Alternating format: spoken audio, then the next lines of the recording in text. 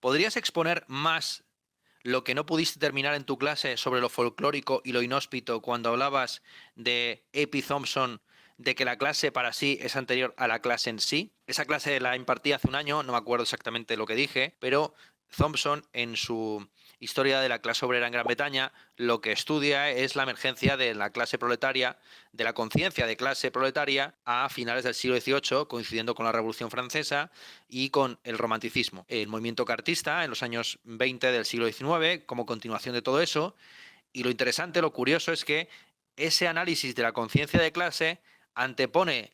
el ser para sí de esa clase, la conciencia de la explotación, a el desarrollo efectivo del proletariado en su versión industrial contemporánea. La conciencia de clase proletaria, según la teoría de Thompson, precede al desarrollo realmente industrial de Gran Bretaña. El desarrollo industrial de Gran Bretaña no es de la década de 1790 a la de 1820, sino que es posterior. Es interesante darse cuenta cómo la filosofía y los movimientos sociales muchas veces llaman la atención sobre problemas que en su momento son minoritarios, marginales o excluidos o considerados no centrales ni principales. Claro, en la época de la Revolución Francesa había gente que estaba hablando del socialismo, del reparto de la riqueza, cuando lo mainstream era combatir a Francia,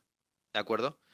Del mismo modo que pues hay gente que plantea determinados proyectos políticos relacionados con el animalismo o el antiespecismo o el feminismo, la teoría queer, etcétera, hoy en día cuando lo mainstream es hablar de la guerra en Ucrania. ¿Bien? Entonces, no es una tesis de Thompson, sino que es algo que se deriva del libro suyo, donde habla de la economía moral de las clases sociales, etcétera, que frente a la teoría marxista o determinista o materialista crasa, corporeísta, economicista, de que primero hay una serie de estratos sociales definidos económicamente y tecnológicamente y que a partir de ellos emerge una conciencia de clase que es simplemente un reflejo de esa situación objetiva económica y social, lo que muestra Thompson es que hay un montón de gente que no eran proletarios stricto sensu, que eran agricultores, artesanos, escritores, artistas, que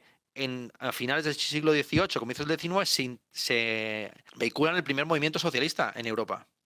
Eso es lo interesante del libro de Thompson, que es una inversión o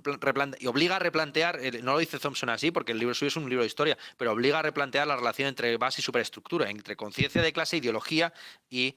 relaciones materiales de producción.